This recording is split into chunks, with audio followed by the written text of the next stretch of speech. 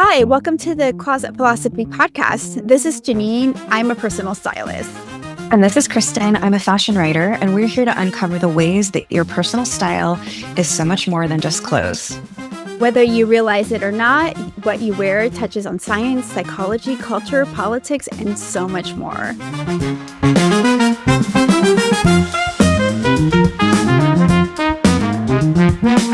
Hi, Kristen. Hey, Jennine, how you doing? I'm doing good. Just thinking a lot about style, obviously. Yeah. And one thing that I think is really interesting about your style is that as long as I've known you, you've had a very distinctive 70s influenced, like boho California style. And I'd love to hear more about like how you landed in that. And it's always fascinating to me because like I you know didn't know what my style was for a long time, and I didn't really have like an aesthetic for a long time. So I'd love to hear like how you got into your aesthetic. Well, thank you for asking me about that because it's really fun to talk about, but it's hard to sometimes imagine that other people are interested in it. But I I do love talking about it. When I moved to San Francisco in 1992, I had a boyfriend I was moving in with at the time, and I told him I don't care where we live as long as it's in the hate. And I wanted to integrate with the hippies, basically. I mean, it was Yeah. the 90s, so it wasn't the 70s or the 60s, but Yeah. Jerry Garcia was still very much alive, and all of the hippies gathered on, Haight and Ashbury. We lived at Haight, or no, on Masonic between Haight and Page. So we were right in the thick of it. Wow. Yeah. Yeah. And I it's, mean, because like that was in the day, like I remember back in those days, like, there was a McDonald's at the end of Haight Street by the yes, park, and it was always like full of like gutter punks and hippies and like just like it was so like it was different. it was such a play. Yeah, it was so different than it is today. Is that McDonald's not there anymore? No, there's actually an affordable housing project that's there now. Oh, okay. Yeah. Okay. Yeah, and there used to be like there's a different grocery store there. There was like a anyway, it Now was it's a Whole different. Foods. Now it's a Whole Foods, yeah. So, and I remember like even in college I dressed as like a hippie for Halloween. It was like I don't know, I don't know why I've always been fascinated by sort of 70s hippie culture, but it's always just been something I've been drawn to in one way or another. And then, when I started buying my own clothes, I gravitated towards that. But, initially I was sort of like experimenting and wore a lot of uncomfortable bodysuits, but I like needed to have that look, even though they gave me wedgies. And and I don't know, I've just and I think also because music is hugely influential to me. I love classic rock and roll from the 70s, and that has always been really like I'm obsessed with Bob Dylan's music, despite his maybe he has personal flaws, but I love him. And Yeah. and so that era has always been really interesting to me. And I've gone, and every time I try, I'm like, oh, I should really like try something different. Like maybe I should wear separates. Like I should wear more like pants with like a button down, or I should try this different thing. I just like don't feel like myself when I do that. So I always Mm. go back to my sort of wide leg pants and flowy tops. And, I don't know. It's just something that has always felt like me. And I think music has, like I said, music has a lot to do with it. And every time I kind of try something else, I wanted to go back to my flowy stuff. Mm. So it's really interesting because like it sounds like a couple of things are happening. One, your aesthetic is driven by your interests, like in Yes. music, California, like hippies, counterculture, like that era. And then second of all, there's this guiding kind of force within you of like what feels like you and what doesn't feel like you. And you Yeah, follow that. 100%.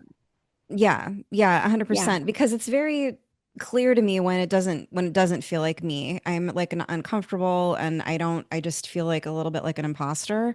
Hmm. So yeah, I do have this internal guide that I was always going back to that. Mm. I feel like it's a little bit, it's funny though, because a lot of times, like I've had people, like if I'm shopping with someone or if someone maybe gives me a gift or something like that, like they'll be like, I knew you would love this. And it'll be something like very like bohemian in an extreme way. And I'm like, Mm. that's not exact. Like, I actually don't like that. But like, so I Yeah. worry that I'm sending this message that I'm this kind of like, I don't know, that I'm a full on, I don't know, like new age, like horoscope loving, I actually can't stand talking about horoscopes. And Yeah. like, so I worry that it sends me in this direction that is doesn't actually reflect who I am. So I think that's why I try to mitigate it a lot of times and try and be like, well, maybe I'll try this to try to like rein it in a little bit, so it's Yeah. really more precise. But Yeah, well, I mean, I wouldn't say that you're definitely there's like boho influence and 70s influence, but with your style, like you wear like a lot of Ace and Jig and Farm Rio and those type of brands, which are very modern, but they also have like I know Farm Rio is not, or I don't know, is Ace and Jig from California? I don't know. they're actually from Brooklyn. Yeah. Brooklyn, okay, yeah. But So they do have that vibe. they do have the vibe, like kind of like the West Coast craft, this kind of California like artisan aesthetic, which Yes. I think is like very distinctive. And if you're here in California, you probably know what we're talking about. And if Yeah. you're not, I don't know how to explain it, but it's really interesting. And yeah, no, I think that it's cool that you have that as your guiding light. Now, a lot of people don't have that, or they're not listening to it, or they like everything. And so then it's like they have a hard time deciding what is my aesthetic, right? Or what is my style. And I actually don't think style and aesthetic are necessarily the same thing, but ultimately I do think that style is a decision, and it's a series of decisions. Style is the process of editing. And I think that a lot of times, like people have these closets, and I'm speaking from personal experience here, that these Yeah. closets that are overflowing with all of these different things, it is really hard to focus in and zero in on what feels like you. Because if Yeah. everything feels like you, then nothing feels like you. There, and in even people who tell me like, oh, like I'm a little bit bohemian, a little bit rock and roll, like I'm a little bit preppy. How do those things fit together? And I would say like 100 times out of 100, when you look into the closet, there is a through line. And That's really interesting. Yeah. yeah, and Yeah. it's not until you start to clear that out that you start to see it. Yeah. That's so important to think about. Yeah, editing is such a good sort of analogy or way to look at it because, being a writer in my career, my whole career, I've always tended towards being a better writer than an editor. And I think that that can also be true with my closet. But as I've gotten older and more experienced, I've become a better editor, both in my writing and in my closet, because I can see more clearly what belongs and what doesn't belong. And that is just out of experience. And sometimes you need experience to learn that, and sometimes you need somebody to help you, like you to Mm, if you have someone, it's like having an editor as a writer versus like being the editor. yeah, Like exactly. you're the editor. It's nice if you can be both, but it takes more skill, needless to say. It makes sense. It takes a lot. It takes a lot more skill. And it's interesting too, because like I think that, a lot of people don't think of like style as a decision process. And Hmm. when it's absolutely 100% a decision process. And the thing about that is that when your closet is overflowing and you have all of the options, you are flooded with decisions. You're flooded with thousands and thousands of possibilities, and that overloads your brain. We talked about this in the last episode, Yeah. the paradox of choice. And so when you have a lot of choices, it creates like a couple of things. Like it's like scrolling Netflix and there's nothing to watch. It what happens is that you get overloaded with decisions, and there's only a certain amount of space in your brain to hold those possibilities, and then it says no more. We're just going to go with TikTok or or Instagram. Yeah. No, no more. We're not doing this. We're going to just watch, Friends again or whatever show. Yeah. And the same thing with your wardrobe. So like you're faced with all of these clothes, but you're always wearing the same thing over and over again. It's because you have too many options. And that's actually killing your creativity rather than putting it, really exploring it. And which is kind of counterintuitive, but I feel like it's like 100% true. Yeah. And I think I also feel like it can be like a little bit of a push and pull that like you need to know how to sort of control rather than like let it get out. It's like writing a like 7,000 word piece and then being like, oh my God, I don't know what to do with this Mhm. versus writing like a 2,000 word piece and then you have to edit it down to maybe like 1,500 or something like that. You know, if that's maybe a convoluted analogy. But What is that Mark Twain quote? Like, I would have written a shorter letter, but I didn't have time. oh yeah, that's so good. That's so Yeah. great. It's Yes. it's true because it's actually having less takes a little bit more work up front. Yes. It takes a little bit more work up front because it's easy to have everything. It's easy to say yes to everything, particularly in this day and age. It's what's hard is knowing when to say no.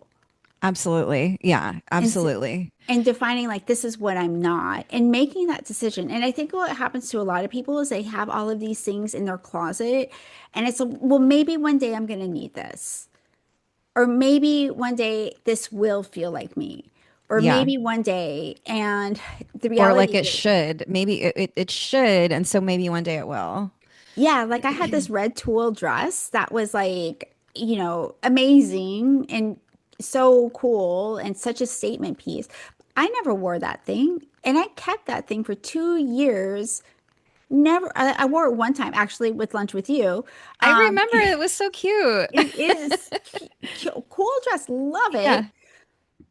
Never actually wore it. And I realized, well, I don't wear it because it's too itchy. I actually Mm. don't like the way it looks on me. It doesn't really communicate me. Like it just there's like a lot of different factors in there as to why I didn't wear it. And but most of all, it didn't feel like me. And I had to like, say like I love you, but you don't communicate, Sometimes if Jennine. you love something, you have to let it go, you Yeah. know, Yeah. as they And say. And that's where I think a lot of the confusion lies is that you love these things and they bring you joy on a certain level, but they're also taking up space. They're taking up space in your life. They're taking up space in your closet and they're choking out your Your creativity. creativity, yeah, and your actual style, yeah. Yeah. Yeah, I mean, I've gone through so many cycles of getting rid of things that either don't fit me and I'm just, like yeah, when with the stuff that doesn't fit, I came to this realization that like, okay, this is a cool pair of high-waisted orange corduroy Levi's that are flared, right? These are cool, but Hmm. they're not the only ones in the whole entire world. So I can get rid of these. And if I find that I really want a pair of orange corduroy high-waisted flared jean pants, I can get some in my size. It's not like I'm never going to be able to afford them again or I'm never going to be able to find them again. Like, so yeah. And every time if you're holding on to stuff like that and every time you open your closet, it's like staring back at you or telling you something, Hmm. it's just too much to think about. It's stuff that you don't need to be thinking about when you're getting ready to go Yeah. somewhere, trying not to be late. It's just too much. So like, Yeah. I yeah, it mean, feels good to like let it go. here's an exercise that I give people in the Iconic Style Studio and in my course, the wardrobe ecosystem, is that pick a category of clothes, like a small category, like, button-down shirts, pants, jeans, whatever. Audit how many pieces you have Of that type.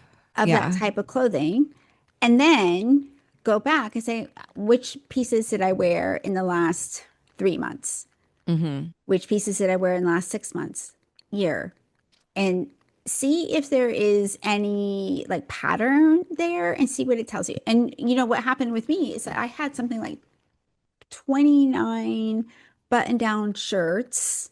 Oh my God. And I was okay, how many of these do I actually wear? Because I That's a kept lot of on button-down buying them. shirts. Yeah. Yeah, it was like a whole Because you're like, I section. like button-down shirts. Button-down shirts are me, So Yeah, then you keep yeah. that's kind of another fold in the pitfall of like having too much stuff in your closet. Yeah, it's like, well, I need one and I need a blue stripe one, I need a black stripe one, I need a gray stripe one, I need a blue one, a white one. It's just like like there pink stripe one. Like there was like all of these like things that I quote unquote needed, for a variety of reasons. And then but when I really looked at how many I actually wore, I wore like seven Yeah. in the So last did six you months. offload some then? Yeah, I For your offload most of them, and I have a a gray striped one, a red silk one, a white one, and a chambray one. So I have four That's now. reasonable. So, That's very reasonable. and I think that that is more than enough to get me through the season. So, yeah, and I think that this is the thing that happens, and I can't stop talking about it because it's just so exciting to me. Is like when I put together my wardrobe ecosystem, I couldn't believe like how easy it was to get dressed. Like I didn't have to reinvent the wheel like every single time. And no matter like what my day was like or what like happened or something like that, I could put together an outfit that felt like me in a minimal amount of time. And what's even more so is that I still exercise my creativity. Hmm. And so, Well, with that many pieces, I mean, 40 is a lot because there was that thread in your, and maybe it was your first post about the ecosystem, the wardrobe ecosystem. And I commented, I think 40 is way more than people think. mhm, Because people were like, "Oh my God, I don't think I can work with only 40 pieces. It's like it doesn't seem like enough." But then you did that video where you were like, "This is how many pieces 40 is," and you showed everyone 40 pieces, and I had the same reaction. I was like, "Oh, that's a lot of clothes, actually. Like, mhm. it's a lot of clothes." As you demonstrated, but if you look at it in your closet, 40 pieces doesn't take up that much space, right? So there's kind No. of like a little disconnect in your brain there, but it is like plenty to work with. Yeah. And then also when we talk about the seasonal changes, like every season you could swap out, you can swap up to 20 pieces. And, like, so you could feasibly have like 120 pieces in your wardrobe, or no, like it would basically be 20 pieces per season. So 80, 80, 80 plus 40 or I 8, am bad at 80. math. So So 40, I'm like, 60 for spring. Okay, you start with 40, first season spring, and then second season, that's 60, 80 for summer, 100 for fall. Yeah, 100 pieces. Because then when it comes which winter, are kind of like you've got some of them in the wings waiting for the next season, right? yes. So if you start with winter, then you go into spring, you swap out 20. So you have 40, then you swap out 20, then you have 60. Then when summer comes, you swap out 20, and then you have 80. And then when fall comes, you swap out 20, and then you have 100. But only 40 pieces are in circulation at any given time. Yeah. Right. Okay. And then Yeah. what's your suggestion for like where do those extra pieces live while you're focusing on the 40? Yeah. I have my extra pieces are in my closet in bins, stored in bins. Oh, okay. So I keep them out of my line of sight. And, it's like, and if I find that there's a piece that isn't really working, like today, I realized that I didn't really account for rainy weather when I made my Oh, thing. yeah. So I was like, maybe I should swap out something for a pair of pants that works in the rain. I mean, right now I'm wearing like leather pants. See, leather Are they pants. real leather? Yeah, they're real leather. Oh, okay. So Um, you kind of can't get those wet? no, you can't really Yeah. get them wet. But they Yeah. don't drag they're not like almost on the Touching floor the and ground. stuff. Yeah.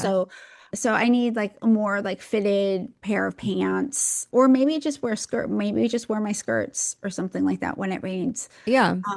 With boots or something along those lines. But like the fact of the matter is I when I had like a limited amount of clothes and they all were together, all of a sudden my style started to really coalesce and Hmm. really become obvious to me.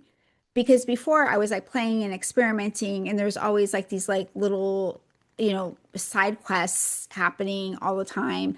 And I didn't really get a chance to see, like, okay, so what is actually me? And once I started to really lean into editing and feeling confident and trusting myself and making decisions, that's when it really kind of came together. And then I realized that there is like a through line. There's a similar logic in all of them. Like there's proportion, there's silhouette, there's texture, like everything is intentional. And all of that are creative elements.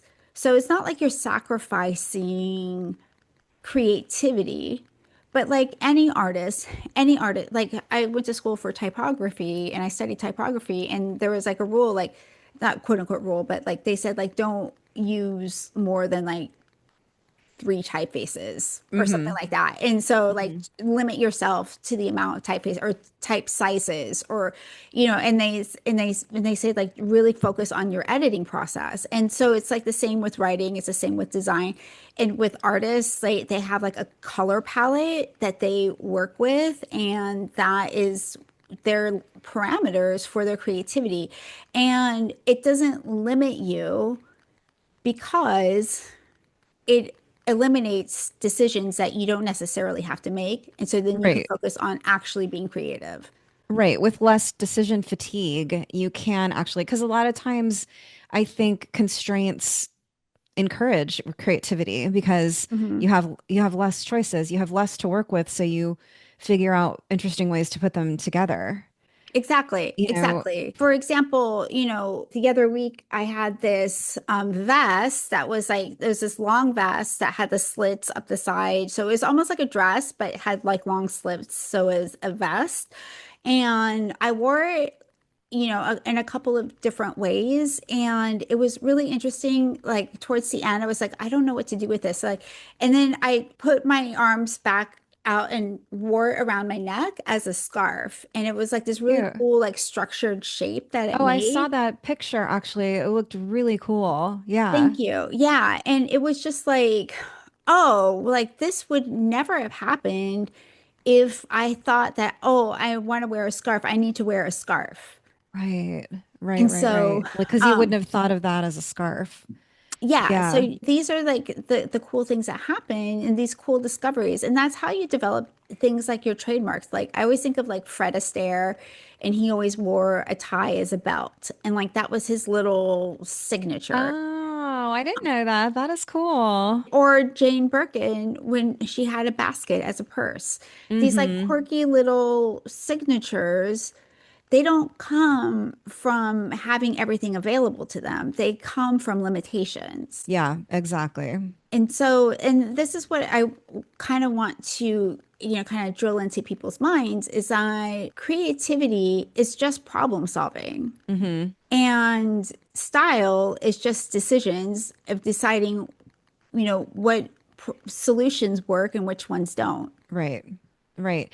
I know we've talked about this, and the whole kind of concept behind the podcast is like thinking about style and fashion is not just frivolous. It's like, the reason we're talking about this isn't just so because we want to look cute or we want to be like trendy or fashionable. Like, it's because this will save you time. This will help you feel confident. This will help you find like who you are in a lot of ways. Like it's Hmm. not like, because it's fun to talk about style and fashion and what do you like and getting dressed and everything, but I just felt like it's always nice to remember that like this isn't all just surface. It's very Hmm. much practical and creative and like helpful in people's everyday lives if you can kind of like sort out your closet and know your style and all the things that you're talking about and that you always talk about on your channel.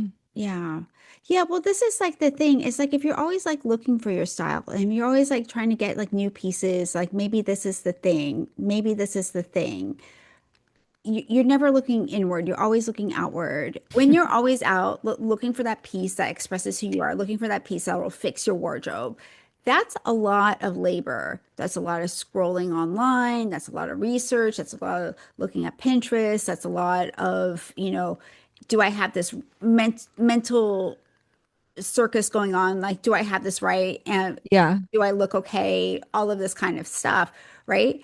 And that's a lot of brain space. And what happens when you learn to trust yourself and let the things that are go that are not working for you, that's when you can turn the script from having a style that you're working really hard to cultivate to a style that works really hard for you in your Mm. life. Yeah, I And like that framing. that's like the big shift. And so, like, if you could just go into your closet and like pick out an outfit, and like, no matter what you pull out, it communicates you, like, that's huge. And so then you have that checked out of your mind. And so then you can actually be present for your life. And that's what style should really do. Like, style should not be here for us to like be thinking about style all the time and being hyper conscious of what we're wearing, how we look, how we come across. Yeah. That's Yeah. I mean, I think the holy grail is kind of like not having to think about any of that once you get dressed. yeah. Like you go to your closet, put something on, and then like don't think about it anymore Hmm. unless someone compliments you and you can be like, thank you or whatever. But Yeah. like besides that, like go do the stuff you need to do to make your life, you know? Yeah, they should make you feel confident. They should make you feel comfortable in your skin. Hmm. They should make you feel like you are saying what you want to say about yourself. Yeah. And that's like the purpose. And that's what we're all, you know, I don't know, maybe that's not what everybody's working towards, like people are working towards, but I have to tell you that since I made that shift in my thinking from like, how can I put together cool outfits so people give me compliments or people like me or I get likes on the internet or, da da da da da. Hmm. Um, what happened when I made the shift from that conversation from how can I look cool to how can I look like me? And then ironically, like I feel like I ended up looking cool. That makes total sense though. Because when you're comfortable in your skin, like the people who look the coolest to me are comfortable in their skin. Like my friend, I'm going to give a shout out to my friend Leanne. Her style is jeans, a graphic t-shirt, a really cool belt, like always a really cool belt and really amazing jewelry and usually like a blazer or something like that. And she wears that pretty much on repeat, but she looks so cool every time I see her, and it's just Yeah, like, that's her, it's her. it's And her. it communicates like who she is and it communicates a lot about her, Hmm. even though it's like a, you know, pretty straightforward formula, but and she styles it differently, wears different shoes or boots or whatever, but she's comfortable and it's like nice to I like being around someone who feels comfortable in their skin, Everybody Yeah, does. everybody does. Yeah. Yeah. Which is like basically why we're all doing this. I mean, we're doing Yeah. it to cover us, we're doing it to express ourselves, we're doing it for creativity, we're doing it for a lot of reasons. But ultimately, we're a social species Yeah. and belonging, not fitting in, which is different. Brene Brown communicates the difference between belonging and fitting in. Fitting in means Mm. sacrificing something of yourself to fit in. And belonging means being as you are and connecting. And Yeah, and so, connecting with other people as you are. Yeah. as you Other are. people who are sort of like similar to you and appreciate you. Yes, Yeah, exactly. And I think like ultimately the goal that we all want to feel, we all want to feel like we belong, and we absolutely. are, that's why we have families. That's why we, belong in groups. That's why we do all of these things. And style is part of that. So I don't know. I mean, I think, oh, we went way off topic.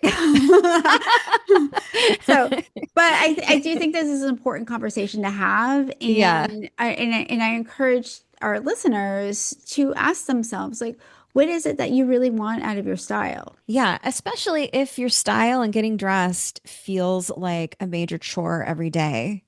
Hmm. It doesn't have to be. Like we talk about it all the time because it's our thing and we want to help other, especially you want to help other people, Hmm. you know, with the process. You don't have to think and talk about it all the time. No. You can just figure it out and then have it be like done. And you're like, Although, yeah. although there are groups of people who do talk about it all the time because it is fun. Yeah. Yeah. But I feel like there's a difference between talking about it and thinking about it all the time with this like sense of anxiety of like I'm not fitting in. Yeah, like this Um, doesn't fit. this What's the trend? Like, what are we doing these days? Like, what's the like trend? Is this in? Is this out? Like, I don't yeah, want to be out of date, blah blah blah blah blah. And exactly. then talking about creativity and talking about function in your life and talking about really feeling like yourself. And like Yeah. those are two different conversations. And I have a feeling that our listeners are more in the latter camp, or people who really want to feel like themselves, Yeah. especially Yeah. at this point of our lives, which is really amazing. Yeah, it So, is. It yeah. is. Yeah, it's like a live and learn kind of a Yeah. situation. You learn who you are, you learn what your style is, and it feels a lot more relaxed and comfortable. Yeah. So if you have Yeah. a story that you'd like to share with us, I really encourage you to contact us or send us an email at hey@closetphilosophy.net and drop in your story because we'd love to hear from you. Yeah, we would love to hear it. And maybe we'll do an episode where we're sharing stories, Yeah, listener stories. That would be fun. I'd love that.